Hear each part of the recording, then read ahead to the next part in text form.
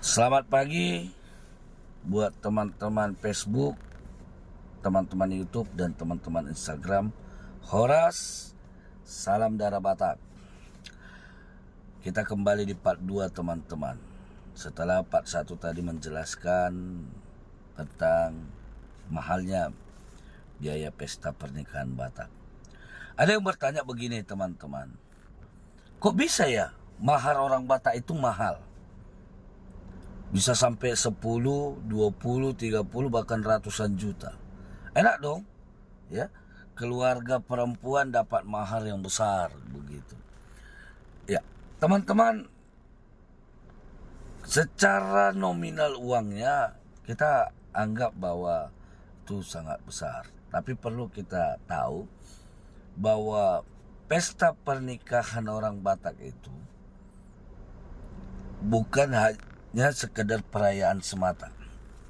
Artinya begini, ketika pihak perempuan menerima mahar dari pihak laki-laki, maka mahar tadi dipergunakan oleh pihak perempuan untuk mengundang tamu-tamu yang diperlukan.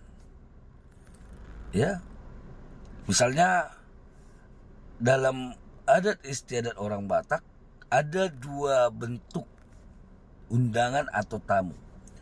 Yang pertama, tamu umum. Tamu umum ini biasanya berhubungan dengan rekan-rekan sekerja, rekan-rekan arisan, atau teman-teman yang dekat dengan kita, tapi tidak memiliki kekerabatan marga yang dekat. Ya. Lalu yang kedua, mengundang tamu-tamu khusus. Tamu-tamu khusus ini adalah orang-orang yang memiliki kekerabatan marga atau kekerabatan kekeluargaan dari marga kita. Biasanya ini ada hula-hula, ya, semarga dengan istri kita, ada tulang yang semarga dengan mamak kita, ada bona tulang yang semarga dengan nenek kita, lalu ada bona niari yang semarga dengan yang melahirkan kakek kita, ada lagi tulang mangiut. Di satu tempat ini agak berbeda, ada yang panggil ada tidak. Biasanya kalau ada yang pakai tulang mangiut, ini yang semarga dengan yang melahirkan istri kita. Lalu ada tulang rorobot, yaitu yang semarga dengan yang melahirkan mama kita. Dan ketika mereka mengundang tamu-tamu khusus ini teman-teman, atau undangan khusus ini, mereka tidak hanya memberikan kertas undangan. Tidak. Misalnya datang kekerabatan yang tadi mau mengundang, mereka kasih kertas, tidak boleh. Ada nominal uang yang diserahkan sebagai bentuk bahwa keluarga pihak perempuan atau orang tua dari perempuan yang kita nikahi itu, ya, yang akan kita nikahi, telah menerima, sebagai tanda bahwa dia telah menerima mahar dari orang tua laki-laki. Jadi mereka berikan lapisnya, lapis undangan itu dengan nominal uang. Apakah nominalnya ditentukan? Tidak teman-teman.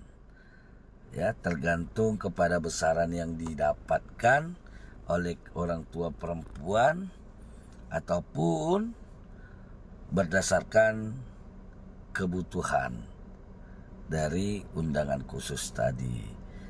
Jadi tidak ada istilah dipatok gitu ya, tidak ada istilah sudah ditentukan, tidak, tergantung pada orang tua dari perempuan, ya. Jadi yang kedua, selain tadi memberikan kepada undangan khusus, maka pada umumnya teman-teman, pihak perempuan atau orang tua perempuan wajib menyediakan transportasi bagi tamu-tamunya, undangan umum maupun undangan khususnya. Ya, pihak perempuan menyediakan transportasinya. Ini ada beberapa versi teman-teman. Kalau di tempat A ada buat versi begini, bahwa semua yang berhubungan dengan transportasi tamu itu ditanggung oleh keluarga ataupun orang tua dari pihak perempuan. Jadi tidak ada lagi biaya yang dikeluarkan oleh tamu undangan. Ya, jadi semua sudah ditanggung oleh orang tua perempuan. Lalu bagi kampung B atau ada di kampung yang lain versinya, bahwa transportasi itu dibagi dua, dari orang tua perempuan yang mengundang dengan tamu undangan yang diundang. Tapi ini biasanya berlaku kepada tamu undangan umum ya teman-teman, tidak semua tamu undangan untuk ikut membagi biaya transportasi.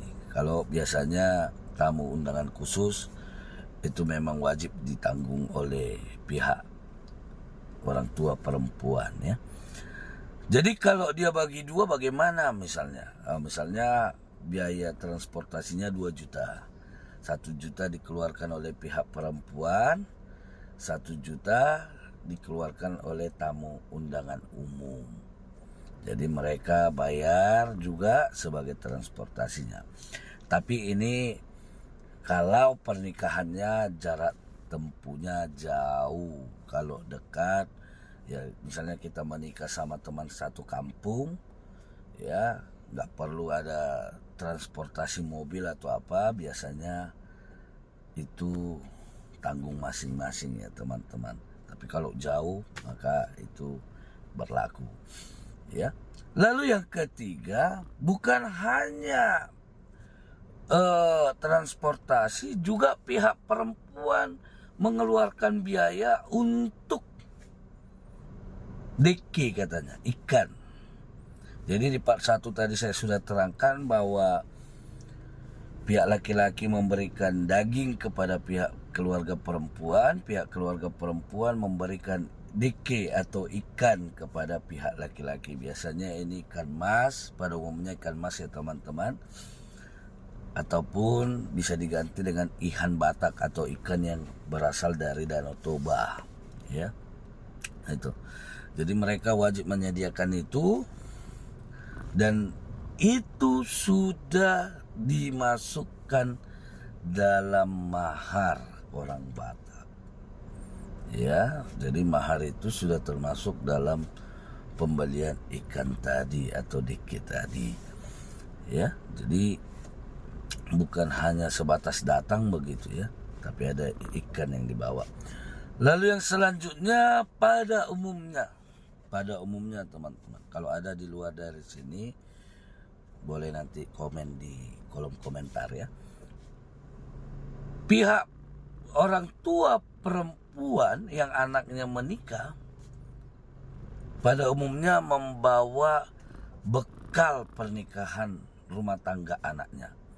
Misalnya ada orang tua membawa kasur, lemari, ya, bantal, ya, dan itu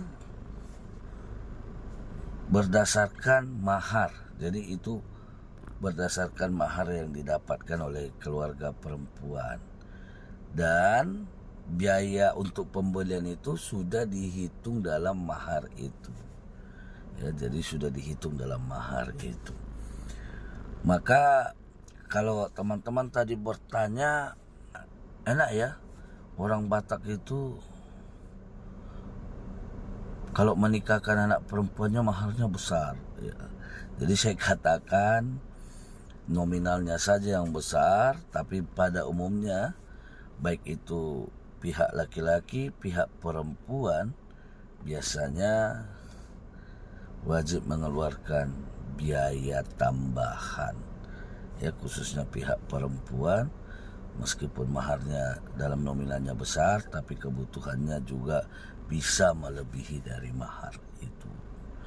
Jadi jangan kita hitung enaknya saja, tapi kita juga harus melihat apa-apa saja yang dibutuhkan dalam pesta pernikahan dan penggunaan maharnya.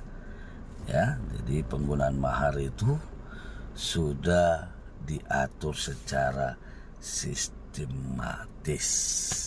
Oke teman-teman, sekian penjelasan saya soal mahar. Kalau ada tambahan, ada yang kurang, boleh kita komen di kolom komentar. Semoga kita semakin lebih memahami tentang adat istiadat Batak. Salam bagi teman-teman Facebook, YouTube, Instagram. Horas Dihita Saluna.